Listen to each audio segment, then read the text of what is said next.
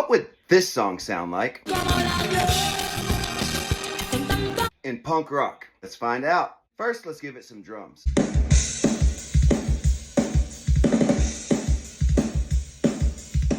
Now, some bass guitar.